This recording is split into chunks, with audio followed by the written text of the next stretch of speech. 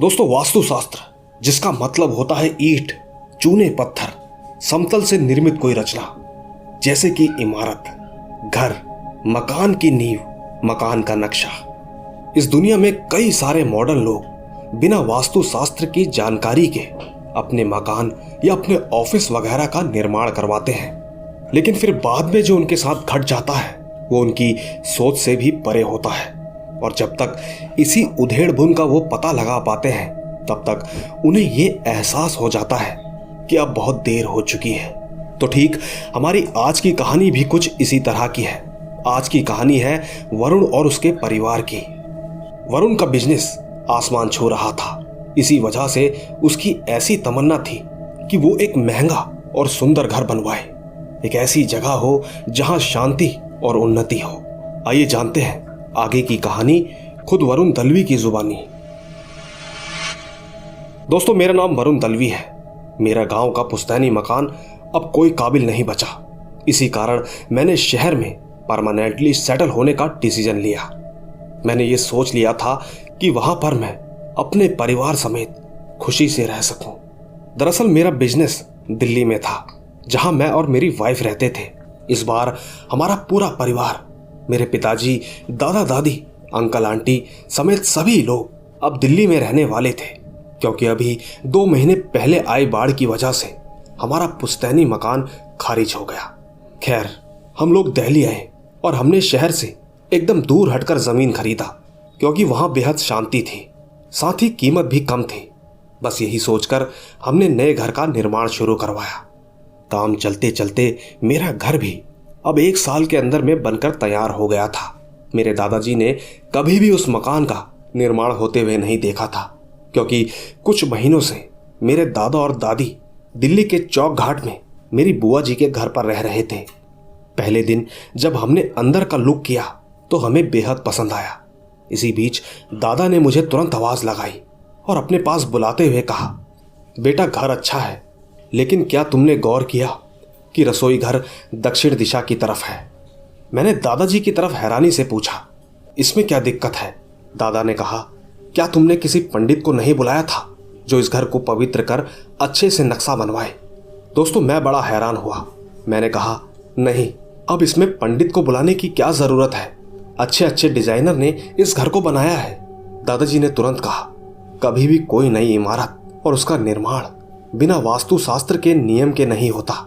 हमें हर कमरे की दिशा निर्धारित करनी पड़ती है। दोस्तों, सच कहूं तो मुझे मेरे दादाजी की कोई भी बात का मतलब समझ नहीं आया। मेरे दादा ने कहा कि हमें इस घर में नहीं रहना चाहिए। ये घर हमारे लिए ठीक नहीं है।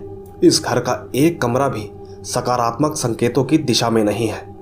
दोस्तों, इतना खर्चा हो चुका था, बावजूद इसके दादा ने तो रहने से मना ही कर दिया।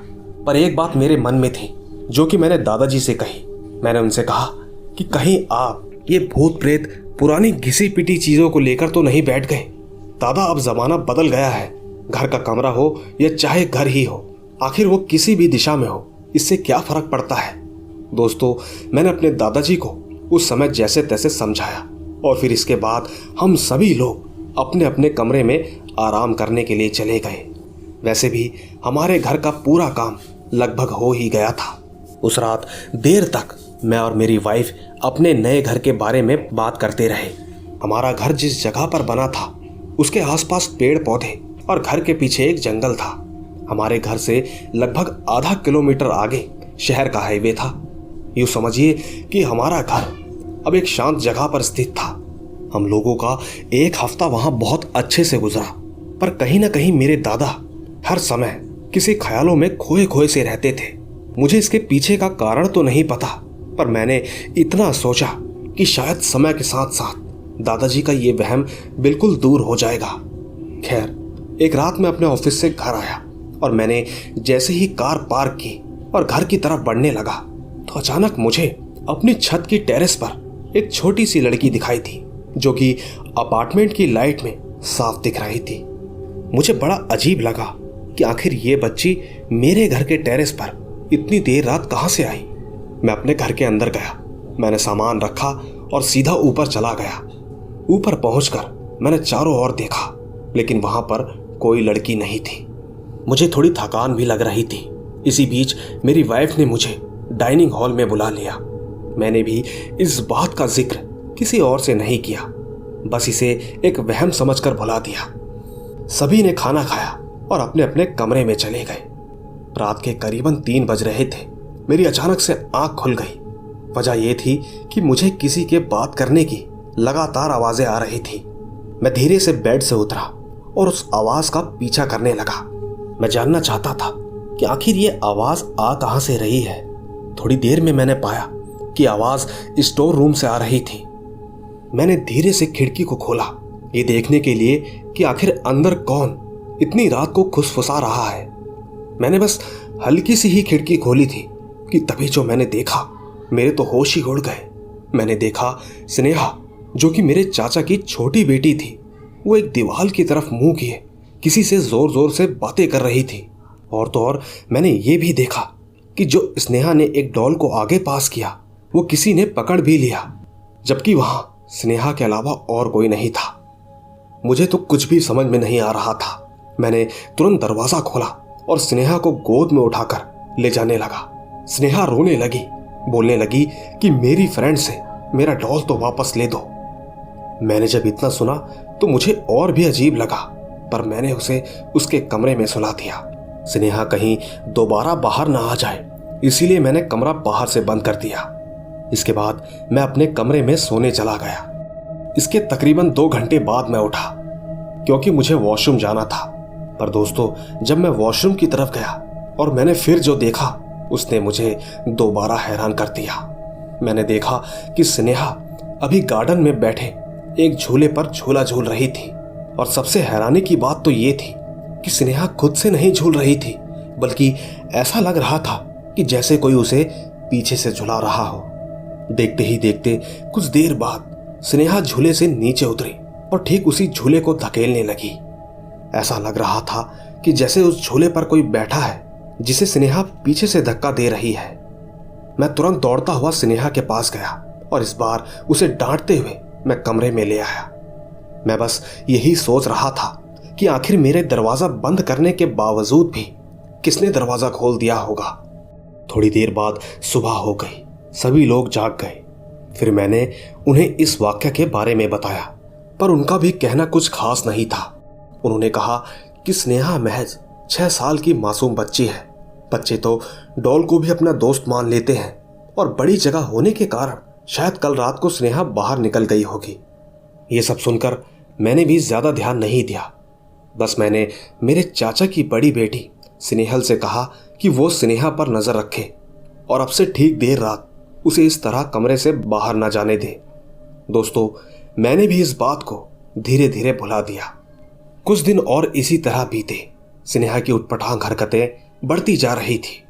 स्नेहा ऐसे रिएक्ट कर रही थी जैसे कि सच में कोई दोस्त उसके साथ हो, पर जब भी उसे देखते तो वहां कोई नहीं होता। एक शाम हम सभी लोग बाहर लिविंग रूम में बात कर रहे थे कि तभी मेरी वाइफ रिचा चिल्लाते हुए भागती आई। उसने बड़ी ही घबराहट से बताया कि उसने एक हाथ को फ्लोर के नीचे से निकलते हुए देखा है, जो कि किसी का कटा हुआ हाथ है। हम सब लोग तुरंत बाहर आ गए। पहुंचकर सबने देखा कि वहां सच में एक कटा हुआ हाथ था, जिसे देखकर हम सभी डर गए। अब दोस्तों, मेरे मन में 2 सवाल थे। पहला ये कि आखिर ये कटा हुआ हाथ अचानक से हमारे घर के फर्श पर कहां से आ गया, और दूसरा ये था कि रिचा ने बताया कि ये हाथ फ्लोर के अंदर से निकला था। अब भला ये कैसे मुमकिन हो सकता था? सच कहूं तो मैंने अब इन बातों को थोड़ा सीरियसली लेना शुरू कर दिया था। अब मुझे सोते वक्त ऐसा लगता था कि जैसे कोई खिड़की से मुझे घूर रहा हो।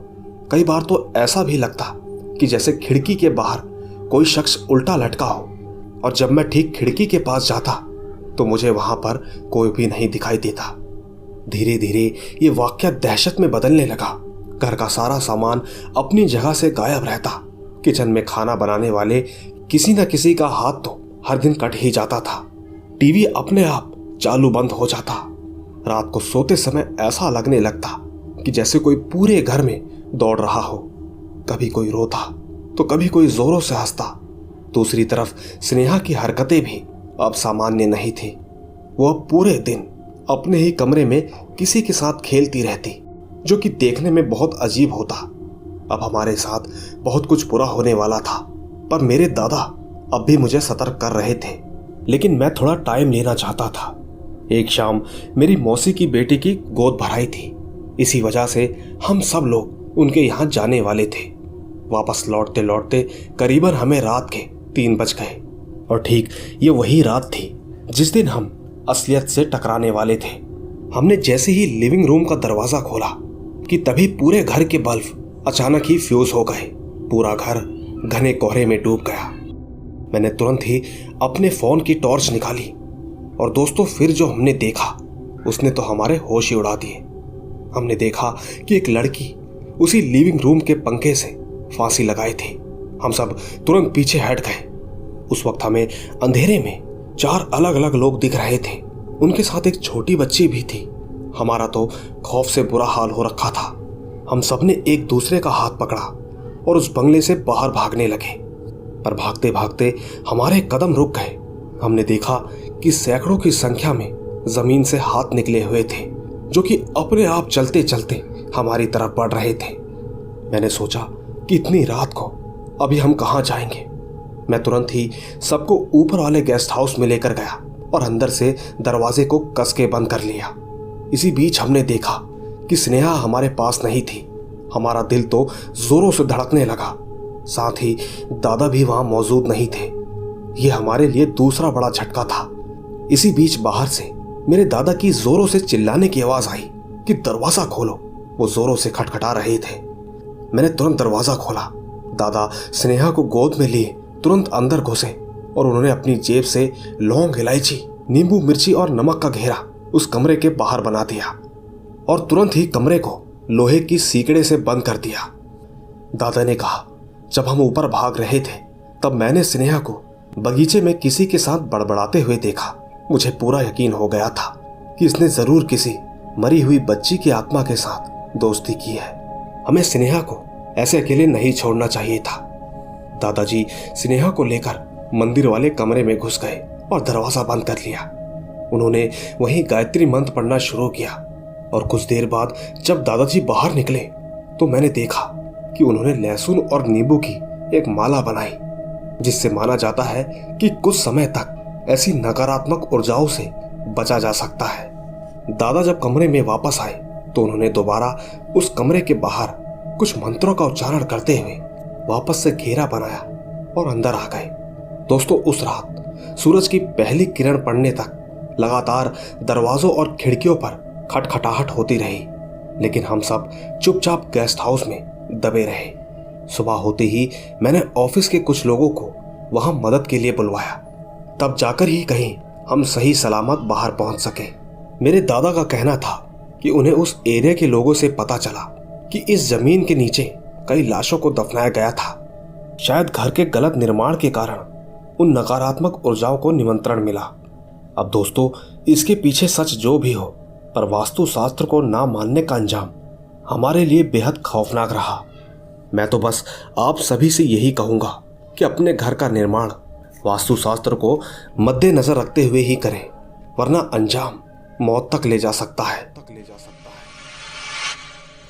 तो दोस्तों, अगर आपको ये कहानी पसंद आई हो तो कहानी को लाइक, शेयर और कमेंट जरूर कीजिएगा, क्योंकि मैं तो आपको मिलता ही रहूंगा इसी तरह की रोमांच भरी रहस्यमयी कहानियों के साथ। तब तक बस आप अपना और अपने परिवार का ख्याल रखें। चलता हूं, बाय बाय।